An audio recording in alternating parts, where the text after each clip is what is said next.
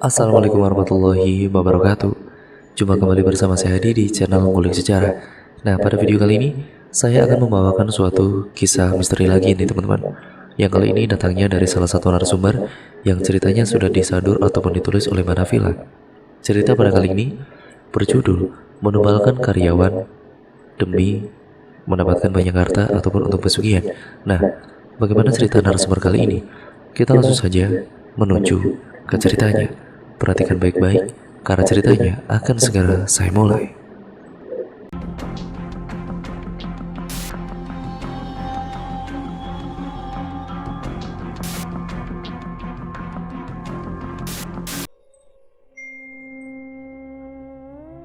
Cerita dari salah satu karyawan yang bekerja di sebuah rumah makan yang ada di ibu kota. Ardi, sebut saja seperti itu, laki-laki berusia 22 tahun berasal dari kampung. Dengan bekal kepintarannya dan tekadnya yang ingin mengubah perekonomian keluarga, Ardi sudah bekerja di rumah makan itu selama 2 tahun. Hidup di zaman sekarang yang serba mahal membuat Ardi harus sebaik mungkin menggunakan uang. Ia tidur di sebuah mes yang disediakan oleh bosnya dan ia tidak dipungut biaya apapun. Siang itu sudah ketiga kalinya Ardi mendatangi bagian kasir. Itu semua karena pegawai yang baru bekerja selama 2 minggu belum menguasai mesin kasir dan tidak kuat terjebak di dalam kecanggungan akibat pelanggan di hadapannya yang menunggu dengan tatapan sinis, belum lagi mulut yang tidak bisa diam. Jika sudah begitu, Ardi melaksanakan tugasnya sebagai seorang manajer yang baik. Membantu bawahannya yang mengalami kesulitan, Ardi harus mengarahkan semua tenaganya untuk memastikan semua karyawan bekerja dengan baik. Ia tidak ingin rumah makan yang menjual masakan khas Indonesia kehilangan reputasinya sebagai primadona dan juga kehilangan pelanggannya yang datang tanpa memandang hari kerja ataupun akhir pekan. Hal itu bukan perkara sulit baginya. Jika ia tidak sedang diselimuti duka, setiap menghampiri mesin kasir, Ardi selalu mengingat karyawannya yang bernama Rian, dan nama semuanya sudah disamarkan ya teman-teman. Rian adalah rekan kerja, juga seorang kawan yang piawai dengan urusan menjaga mesin kasir. Mereka berdua adalah karyawan yang bertahan sejak rumah makan ini berdiri 4 tahun lalu, hingga Rian meninggal sebulan yang lalu. Ardi mengingat jelas bahwa 1 minggu sebelum Rian meninggal, bersama 2 orang rekan kerjanya yang lain, mereka memutuskan untuk pergi ke warung kopi selepas menutup rumah makan. Di warung kopi mereka mengobrol, tertawa, dan menghabiskan waktu bersama karena keesokan harinya mereka harus pulang ke kampung halaman masing-masing untuk merayakan Idul Fitri yang tinggal menghitung hari. Menjelang hari raya, Ardi mendapatkan kabar yang membuatnya seakan disambar oleh petir. Rian, kawannya, ditemukan meninggal 1 hari setelah ia tiba di kediaman orang tuanya.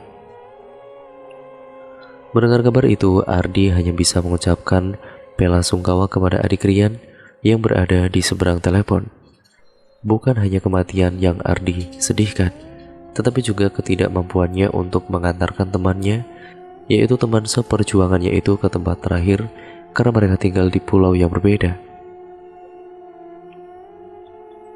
Bagi seseorang yang harus mengenali setiap rekan kerjanya, kehilangan 1 orang rekan di tempat kerja memang selalu meninggalkan sebuah lubang di hati Ardi, tapi rasanya jauh berbeda dengan kehilangan seorang kawan dekat.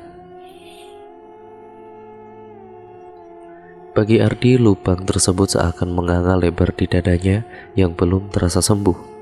Dan dikabarkan, sebelum Rian meninggal dunia, ia sempat mengeluh badannya sakit dan juga demam tinggi. Dia kira hanya sakit biasa, istirahat sebentar juga pasti sembuh. Namun itu hanyalah omong kosong. Rian ditemukan dengan keadaan yang mengenaskan, lidah yang menjulur keluar dan matanya pun melotot seakan-akan mau keluar. Ardi yang mendapat kabar seperti itu dari keluarganya Rian hanya bisa menghela nafas panjang. Ia tidak tahu apa yang sebenarnya terjadi. Kesedihan itu belakangan ini mengganggu konsentrasinya dalam bekerja. Terlebih jika Ardi harus membantu Arman yang memang menjadi pengganti posisi Rian. Meski begitu, pria itu selalu mencoba untuk tidak mengendurkan performanya sebagai seorang manajer. "Dik, muka kamu kayaknya capek banget ya? Sampai rumah istirahat." Ardi yang mengenali suara itu spontan mengalihkan pandangannya dari daftar bahan baku ke arah Pak Rudi sebelum hendak pulang. Pak Rudi sendiri adalah orang nomor satu di rumah makan ini. Sebagai pemilik rumah makan, ia adalah orang yang paling dihormati, bukan hanya oleh karyawan, tapi juga oleh masyarakat.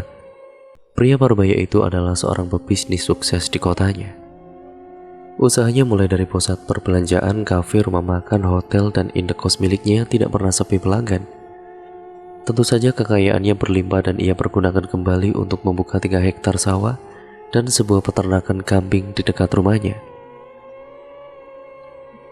Maka dari itu tidak ada yang tidak mengenal Pak Rudi dengan kekayaan yang selalu membuntuti namanya. "Saya mau ngerjain kerjaan saya dulu di dalam. Kalau mau pulang duluan saja, biar saya yang kunci nantinya," ujar Pak Rudi sembari tersenyum. Ardi sudah tahu bahwa sebulan sekali Pak Rudi pasti datang ke rumah makan ketika rumah makan baru dibersihkan dan juga hendak tutup. Hanya saja Ardi tidak pernah mengetahui mengapa atasannya melakukannya secara rutin sejak pertama kali ia bekerja di sini. Alasan yang selalu diutarakan Pak Rudi adalah mengerjakan sebuah pekerjaan yang dilakukan di ruangan pribadinya yang ada di belakang rumah makan. Walau tidak suka mengurusi masalah orang lain, kedatangan Pak Rudi setiap sebulan sekali di waktu malam terkadang menimbulkan pertanyaan di kepalanya si Ardi ini.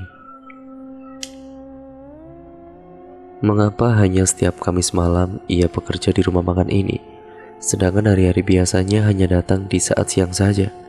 Hal itu yang belum terjawab oleh Ardi. "Ngomong-ngomong, gimana hari ini?" tanya Pak Rudi. "Semua lancar, Pak, terkecuali Apin yang masih beradaptasi sama pekerjaan barunya," jawab Ardi dengan santun. "Tidak apa, namanya juga anak baru. Kamu pantau dan ajarin terus saja dia. Saya percaya kamu itu manajer yang baik dan berpengalaman," jawab Pak Rudi sambil tersenyum. "Kan Bapak yang ngajarin," ujar Ardi. "Ah, kamu ini minta naik gaji ya?" ucap Pak Rudi yang dilanjutkan tawa mereka berdua. Setelah percakapan antara atasan dengan bawahan, Pak Rudi pamit masuk ke dalam dan Ardi membereskan semua barangnya sebelum pulang. Setelah semuanya beres, ia tidak langsung menuju ke mes. Ardi singgah sebentar di warung kopi yang terletak tepat di depan rumah makan, berbincang-bincang dengan pemilik kedai sampai waktu menunjukkan pukul 12 malam. Tidak terasa sudah larut malam. Saat ingin beranjak, Ardi mencium aroma bunga melati dan dupa yang menyerbak di halaman depan rumah makan. Bau apa ini ya?" Seketika itu juga Ardi langsung memandang pemilik warung. "Bau apaan ini, Pak? Kok seperti dupa yang dibakar ya?" Sang pemilik warung kopi yang mendapat pertanyaan tersebut hanya menggelengkan kepala tanda tidak tahu bau apa yang Ardi cium itu. Tidak mau berlama-lama di warung, Ardi mencoba mengabaikan bau itu. Berjalanlah melangkahkan kakinya menuju mes yang terletak di sebelah kanan rumah makan. Di esok harinya Ardi kembali lagi bekerja dengan semangat yang membara. Saat akan memasuki ruangannya, mata Ardi terfokuskan ke sebuah benda yang tergeletak di pojok rumah makan. Benda itu seperti mangkuk yang berwarna kuning keemasan, namun di dalam mangkuk itu ada air yang tercampur bunga mawar dan juga melati serta dupa yang terbakar. Ardi terdiam sebentar, berpikir milik siapa benda itu. Ketika ingin mengambil benda itu, dari arah belakang Apin karyawan baru datang menyapanya. "Selamat pagi Pak Ardi." Pagi Apin." Dari sapaan itulah terjadi obrolan yang membuat Ardi lupa dan akan benda yang berbentuk mangkuk itu dan satu dupa yang menyala. Pekerjaan Ardi yang sebagai manajer membuat ia mendapat gaji yang lumayan banyak. Belum lagi ia setiap minggunya pasti dikasih tips oleh Pak Rudi, katanya untuk beli rokok. Dengan senang hati Ardi menerima itu. Ardi baru saja menyelesaikan pekerjaannya sore itu. Akan tetapi tiba-tiba Pak Rudi memanggilnya untuk datang ke kantor miliknya. Sisa jam yang bisa kugunakan untuk beristirahat itu harus terbuang begitu saja. Tapi tidak apa, mungkin saja Pak Rudi sedang ingin memberiku bonus, iya kan? Sesamanya di sana, Ardi mengetuk pintu. "Permisi Pak, ini Ardi." Tidak lama, Pak Rudi menyahut dan segera menyuruh Ardi untuk masuk. Sebelumnya Ardi belum pernah memasuki kantor milik Pak Rudi ini. Dan di sore itu Ardi mendengar rumor kalau di pojok ruangannya Pak Rudi selalu ada dupa yang dinyalakan saat Ardi masuk. Ternyata desas-desus itu benar. Bau dupa dan kemenyan semerbak menghampiri dan juga menghinggapi hidungnya. Tidak hanya dupa, Ardi pun sempat melihat ada semacam sesajen yang diletakkan di sebelah dupa. Tempatnya itu sama persis seperti saat ia lihat di rumah makan. Tidak ingin berprasangka macam-macam, Ardi lalu duduk. "Dik, setelah ini kamu ikut saya ke rumah ya. Ada barang yang harus diangkut ke rumah makan besok. Supir saya sedang cuti, jadi butuh tambahan orang untuk mengangkut barang-barangnya," kata Pak Rudi. Baik Pak," balas Ardi dengan sopan untuk menunjukkan sikap pegawai yang baik. Ardi lalu menunggu Pak Rudi untuk menandatangani beberapa berkas untuk beberapa saat. Setelah selesai, Ardi langsung membuntutinya dari belakang untuk menuju mobil.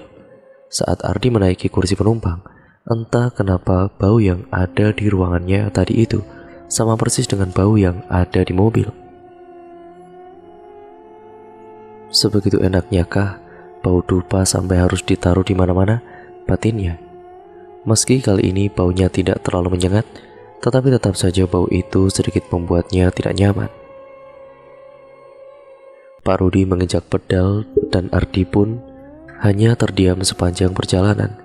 Begitu pula Pak Rudi. Setelah kurang lebih 1 jam perjalanan, akhirnya mereka sampai di rumah Pak Rudi. Rumah itu besar, tingkat 2 dan kelihatannya mewah. Saat ini Ardi menerka-nerka apakah selera Pak Rudi memang sedikit berbeda dengan yang lain. Pasalnya rumah besar tersebut tidak dilengkapi dengan penerangan yang memadai, melainkan hanya diberi lampu yang sudah redup. Suruhan Pak Rudi kemudian membuyarkan lamunan Ardi. "Ardi, ayo masuk," katanya. Ardi lalu mengikutinya dari belakang. "Duduk saja dulu di sini. Saya mau memanggil karyawan yang bertugas dulu," kata Pak Rudi. Ia lalu pergi ke dalam rumah sambil berteriak kepada pembantunya untuk mengambilkan minum. Ardi menuruti kata-kata dan duduk di sofa. Setelah itu, Ardi ternyata baru sadar kalau rumah itu juga bau dupa. Mungkin karena dari tadi Ardi selalu menciumnya, jadi hidungnya sudah beradaptasi dengan bau tersebut. Atau bisa jadi bau dupa dari kantor Pak Rudi dan mobilnya tadi itu masih membekas di hidungnya, sehingga Ardi masih bisa menciumnya sampai sekarang. Dan entahlah, saat Ardi menunggu, Ardi bertemu seorang anak perempuan yang dibawa pembantu Pak Rudi. Setelah memberiku minum, kelihatannya sih anak Pak Rudi, namun anehnya anak itu tidaklah seperti anak normal pada umumnya. Ia berada di atas kursi roda, sedangkan kedua telapak tangannya seperti tertekuk di atas. Kepalanya miring dan mulutnya terus-terusan mengeluarkan air liur. Akan tetapi, meski kelihatannya tidak berdaya, Anak itu memakai baju yang mewah, sementara di tangannya ada banyak gelang emas. Ada rumor yang mengatakan kalau memang ada anak cacat di rumah Pak Rudi. Katanya anak itu sengaja dimanjakan karena tuntutan pesugihan. Rumor ini semakin dilebih-lebihkan setelah mengetahui ada dupa di ruangan Pak Rudi. Tapi setelah melihat anak itu secara langsung, Ardi malah menjadi prihatin dan kasihan sekali. Orang-orang itu ngawur. Pak Rudi diberi cobaan begini kok malah dirumorkan yang tidak-tidak. Lama menunggu karyawan lainnya, Ardi juga ingin kencing. Sementara itu Pak Rudi juga tidak kunjung datang. Ardi kemudian lalu memutuskan bertanya letak kamar mandi kepada pengasuh anak itu. Lurus saja, setelah itu belok ke kiri, ada pintu di sebelah dapur. Nah, itu kamar mandinya mas, katanya. Ardi lalu buru-buru menuju kamar mandi karena sudah tidak tahan lagi. Namun saat Ardi melewati sebuah pintu kamar, Ardi mendengar sayup-sayup suara Pak Rudi yang sepertinya sedang membicarakannya. Tenang saja mah, aku sudah bawa Ardi. Aku sudah mengecek weton dia dan ternyata cocok sekali. Dia sudah ada di depan mah. Setelah ini tinggal kita eksekusi saja, samar-samar Pak Rudi berkata kepada istrinya. Mendengar itu, Ardi tidak jadi kebelet kencing. Entah apa yang dimaksud eksekusi itu, tapi perasaan Ardi benar-benar tidak enak. Tanpa pikir panjang, Ardi lalu bergegas keluar dari rumah itu. Namun Ardi ternyata dicegat oleh pembantu yang memberitahu jalan ke kamar mandi tadi. Mau kemana mas? Tanyanya dengan raut khawatir. Mau ngerokok sebentar mbak di luar, jawabnya berbohong. Ardi takut pembantu itu juga bersekongkol dengan Pak Rudi, sehingga Ardi terpaksa berkata demikian. Ardi lalu berjalan hingga sampai di sebuah halte bus. Ardi lalu pulang ke rumah dengan hati yang tidak karuan. Ternyata rumor Pak Rudi yang menggunakan pesugihan ternyata benar adanya. Namun Ardi mencoba untuk berhati-hati lagi dan mencari tahu akan kebenarannya yang sebenar-benarnya. Di keesokan harinya Pak Rudi datang ke rumah makan, dan ya tepat di hari Kamis malam Pak Rudi datang dengan senyuman dan tangan kanannya yang membawa satu kantung plastik hitam. Malam Ardi yang disapa oleh majikannya itu pun berusaha seramah mungkin. Malam juga Pak Rudi. Waktu yang sudah menunjukkan pukul 10 malam, rumah makan yang sudah laku habis itu. Ardi pun bergegas membereskan semua meja dan kursi. Hampir setengah jam semuanya sudah beres. Ketika hendak menuju tempat parkir, ia melihat bahwa kaca belakang Pak Rudi masih terbuka cukup lebar. Sebagai karyawan yang baik, Ardi memutuskan untuk meminjam kunci mobil Pak Rudi untuk menutup kaca mobil tersebut. Ruang kerja milik Pak Rudi terletak di sebelah gudang penyimpanan bahan baku. Sesampainya di pintu depan, Ardi mencoba untuk mengetuk pintu ruang kerja Pak Rudi. Tidak terdengar jawaban dari dalam. Ardi mencoba untuk masuk dengan pikiran Pak Rudi, menggunakan headset di kupingnya untuk keperluan kerja sehingga tidak mendengar dirinya. Di dalam ruangan tidak ada siapa-siapa. Meski begitu, Ardi terdiam sejenak untuk memperhatikan ruang kerja Pak Rudi. Ruangan tersebut sebelumnya tidak pernah dimasuki oleh siapapun, termasuk karyawan yang bertugas membersihkan rumah makan. Bagi karyawan, ruangan tersebut amatlah misterius dan mendatangkan pertanyaan tentang apa yang ada di dalamnya. Kini Ardi adalah satu-satunya orang yang bisa masuk ke dalam ruang kerja Pak Rudi. Di dalamnya terdapat sofa, kursi, meja, dan dilengkapi AC, dispenser, dan juga televisi. Semua barang tersebut terlihat normal kecuali sesuatu yang berada di pojokan ruangan. Dan setelah menghampirinya, Ardi menemukan semangkuk bunga berbagai macam jenis dengan harum yang begitu menyengat. Di sampingnya terdapat kemenyan yang ditaruh di sebuah wadah khusus dan 2 batang lilin berwarna merah. Rasa heran semakin menjadi-jadi ketika Ardi menemukan foto temannya Rian dan juga foto dirinya yang ada di antara barang-barang tersebut. Foto itu adalah foto yang digunakan untuk melamar pekerjaan di rumah makan ini. Melihat keterkaitan antar benda-benda tersebut, Ardi semakin yakin bahwa Pak Rudi melakukan sebuah ritual pesugihan. "Hei Ardi, kamu ini lagi ngapain? Sudah saya bilang tidak ada yang boleh masuk ke ruangan saya," ujar Pak Rudi dengan nada yang tinggi. "Bapak itu bisa jelaskan apa ini semua, Pak?" Karena tertangkap basah dan tidak memiliki peluang untuk mengelak, Pak Rudi mencoba untuk berterus terang kepada karyawan kesayangannya. "Iya, selama ini saya melakukan pesugihan. Semua yang saya dapat, yang saya bangun, yang saya capai, semua berkat bantuan pesugihan ini. Saya mohon untuk menjadikan ini sebagai rahasia kita berdua. Saya janji akan memberikan yang kamu mau dan tidak menjadikan kamu tumbal," ujar Pak Rudi mencoba untuk membujuk Ardi. "Bapak sudah kaya raya, mengapa masih melakukan ini?" tanya Ardi. "Saya memiliki anak dan istri yang harus diberi penghidupan.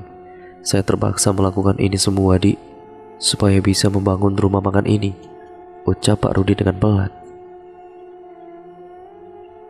Ardi tahu bahwa alasan tersebut hanya omong kosong belaka. Sebelum memiliki rumah makan ini, Pak Rudi sudah kaya raya. "Apa benar Bapak menumbalkan Rian, karyawan Bapak sendiri?" tanya Ardi sembari menunjukkan foto Rian di tangan kirinya.